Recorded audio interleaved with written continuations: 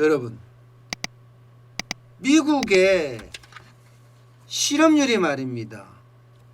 깜짝 반등했어요. 5월 실업률이 13.3%예요. 13.3%. 야, 이거 깜짝 놀랄 일이라고 합니다. 실제로. 예. 제가 약간 실수가 있었네요. 예, 이 도표를 잠깐 보시면요. 실업률이 2월달 3.5%, 3월달 4.4%였어요. 예, 이만큼요. 이때는 나홀로 호황기라고 하고 완전 고용 상태라고 이야기할 정도로 미국의 상황이 굉장히 좋았습니다. 그런데 코로나19가 창궐을 하면서 실업률이 4월에 14.7%까지 올라갑니다. 14.7%. 무려 말입니다. 2050만 개의 일자리가 줄어들었다고 이야기할 정도로 4월이 어려웠습니다. 2050만 개예요. 2050만 개. 그야말로 미국 경제가 마비됐다 이렇게 이야기할 정도였거든요. 실업청구 수당도요. 실업수당 받는 거 말이에요. 신규 실업수당도 뭐 200만 건, 300만 건은 우스웠습니다. 그만큼 미국 시장 자체가 완전히 미국 경제가 무너졌다 이렇게까지 이야기할 정도로 어려웠단 말입니다. 3월에요. 셋째 주에 실업청구 수당이 말입니다. 330만 건이었어요. 330만 건. 넷째 주에는요. 687만 건이었어요. 687만 건. 이러니까 미국 경제 거의 뭐 올스톱, 빙하기 뭐 이렇게까지 이야기 나올 정도로 절벽을 이루었거든요. 그런데 이 4월에 좋아진 거예요. 5월에 좋아진 거예요. 5월에 13.3%라는 수치는요. 어마어마한 수치입니다. 이게 제가 깜짝 방등세라고 했는데 이게 진정 정도가 아니라 13.3%면 시장에 예측한 것보다가 엄청 내려간 거예요. 시장은요. 많이 가면 20%보다 훌쩍 24%, 25% 예상하는 사람들도 많았어요. 아무리 적어도 시장에서 예측하는 것은요. 5월에 실업률이 20%는 기본으로 생각했단 말입니다. 그런데 이게 쭉 떨어진 거야. 13.3%로. 그러니까 고무적이죠. 이야, 이제 미국 시장도 점점 회복하는 것 아니냐 이렇게까지 이야기 나올 정도로 말입니다. 게다가 신규 실업수당 청구 건수도 뚝 떨어졌습니다. 5월 24일부터 5월 30일 기간 여기에 188만 건으로 떨어졌어요. 네.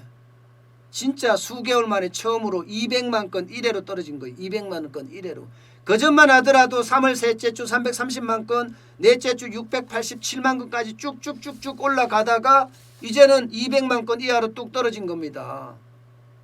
그러니까 이제 미국 경제가 좀 좋아지는 것 아니냐, 그런 이야기까지 지금 나오고 있는 상태예요. 트럼프 대통령은요. 이렇게 실업률이 뚝 떨어지니까 대단하다, 대단해 이렇게 표현했어요. 대단하다, 대단해. 경제가 더 좋아진다는 그런 이야기죠. 경제가 좋아진다. 그도 그럴 것이 실업률이 이만큼 떨어지면요. 미국 경제가 좋아질 수 있습니다. 좋아질 수 있습니다. 그러면 대한민국 입장에서도 굉장히 좋은 청신호잖아요. 청신호. 미국 경제가 세계에서 가장 큰 소비 시장을 제가 늘 이야기해요. 우리 대한민국 수출이 지난해 따져서는 13.5% 정도 비중을 가지고 있습니다. 근데 미국 시장이 저렇게 뭔가 활기를 띈다? 그러면 자동차부터 팔리기 시작할 거예요. 안 그래도 지금 현대자동차 굉장히 어렵잖아요. 현대자동차 지금 수출이 적게는 50%, 많게는 70%까지 지금 떨어졌어요. 그 와중에 미국 시장의 실업률이 줄어든다? 그럼 현대자동차부터 팔린다는 이야기예요.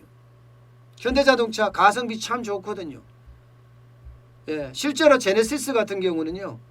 토요타의 렉서스를 제친다 뭐 이런 말까지 나올 정도로 현대자동차의 어떤 기술력이 엄청 올라가 있습니다. 어디 그뿐이겠어요? 이렇게 실업률이 줄어든다는 것은요. 아직 13.3%라는 건 실업률이 많은 상태긴 해요. 근데 시장의 기대치는 20%에서 25%였는데 그보다 뚝 떨어졌으니까 사람들이 야 이거 뭐야 그렇게 이야기하는 거죠. 그러면 백화점 돌아갑니다. 유통업체 돌아갑니다. 백화점 돌아가면 안 그래도 지금 우리 섬유업계 어렵다 하는데 여기가 좀 더 좋아질 수 있는 지금 당장은 아니지만 뭔가 좋아지는 감지 그런 게 보이게 됩니다.